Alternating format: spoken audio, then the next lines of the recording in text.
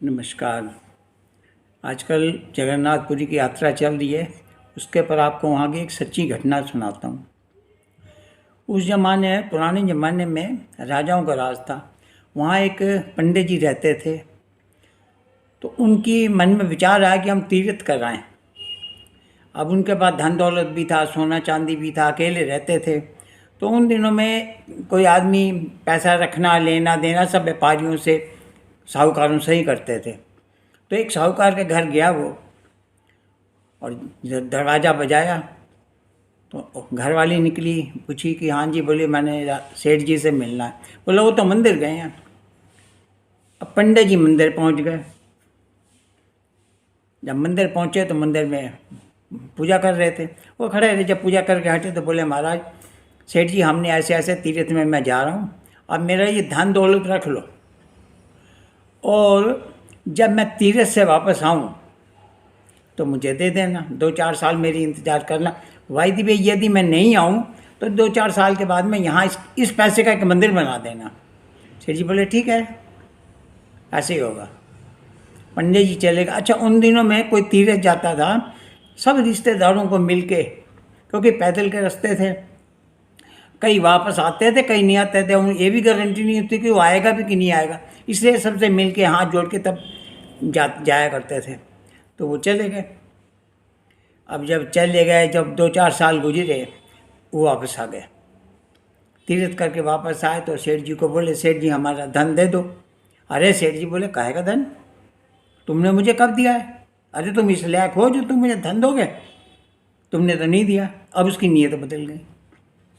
अब नीयत बदल गई तो पंडित जी बेचारे कंगले हो गए। अब बहुत रोए, बड़े हाथ जोड़े, मगर वो नहीं माने, नहीं माने। तो राजाओं का राज था, और राजा के पास गए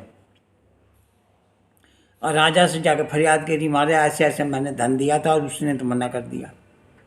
राजा ने उसको बुलाया, पूछा हाँ भाई, तुम्हें पंडित जी ने पैसे दिए थे? बोला नहीं जी, झूठ बोलता है, ये पैसे लायक देने लायक है, इसने नहीं दिए। तो राजा ने पंडित जी से पूछा, अच्छा पंडित जी तुम्हारे पास कोई सबूत है? बोला नहीं महाराज, उसने सारी कहानी बता दी, ऐसे ऐसे मैं घर गया, फिर मंदिर गया, मंदिर में जाके दिया। तो राजा बोला कि तुम बोलते हो मैंने दिए, ये बोलता है मैंने नहीं दिए, अब फैसला कैसे हो भाई? गवाही तो चाहिए।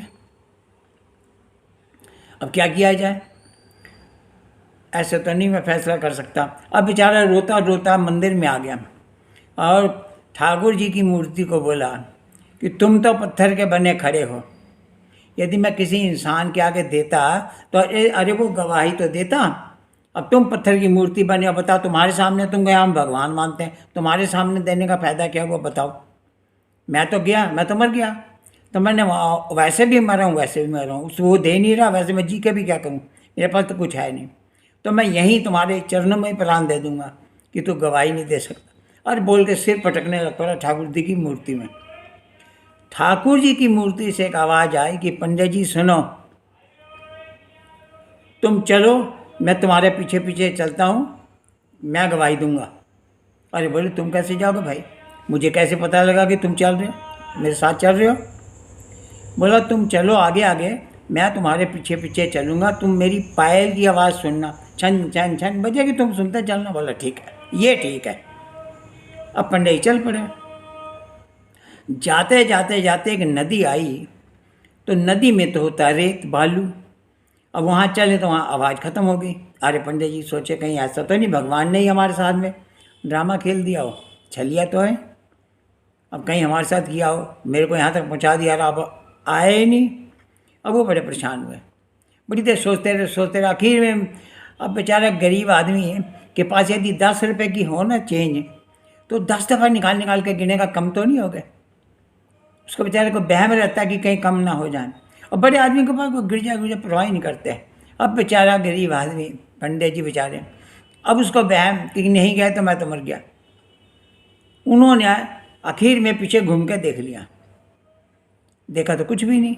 अरे बहुत रोने पीटने लग पड़ा, इतना रोया, तो एक पत्थर पड़ा था, उसमें से आवाज़ आई कि मेरी तुम्हारी शर्त ये थी कि तुम पीछे घूम के देखोगे नहीं, अगर तुम रो मत, तुम राजा को यहीं बुला दो, यहीं मैं गवाही अपनी दे दूंगा कि हाँ मैं था, मेरे सामने दिया, मैं अपने मार दूंगा सहन, तू जा। अब चला गया वो राजा के पास में, उसने राजा को बता कि भी ऐसे ऐसे भगवान मेरे साथ आए, जो कहानी थी सारी बता दी। बोला महाराज अब चलो। राजा बोला साले का पैसा गुम हो गया, इसका दिमाग ही खराब हो गया, इसका सिर घूम गया, महाराज भगाओ इसको यहाँ से। अब वो रोने लग पड़ा। तो एक मंत्री उसका था बड़ा दयालु टाइप का, वो बोला महाराज ये वैसे भी मरा वैसे मरा है, तो शर्त रख दी यदि वहाँ वो नहीं उसने गवाही दी तो हम तेरी गर्दन वहीं उड़ा देंगे। अब बोला ठीक है महाराज, वैसे भी मैं मरा हुआ हूँ, यहाँ भी मर गया तो वहाँ भी मर जाऊँ, कोई बात नहीं तुम चलो। अब वो सारे फौज लेके 2-4 आदमी अपने लेके राजा और मंत्री वहाँ आ गए। वहाँ देखा तो कोई भी नहीं, और 10-15 मिनट आधा घंटा इंतज़ार करते रहे, नहीं। तो बोला कहाँ कोई आया है, हम यहाँ तो भगवान कोई आया नहीं है। बोला भगवान, तो मंत्री बोला हमारा भगवान ऐसे थोड़ी आएंगे, तुम कोई कागज़ रख दो उसके ऊपर वो लिख देंगे यहाँ न था, अब तुम्हें दिखेंगे थोड़ी। राजा बोला ये भी ठीक है। अब उन्होंने कोई चीज़ रख दी, कागज़ रख दिया, या उन दिनों में पत्तों पर लिखते थे, जो भी रख दिया।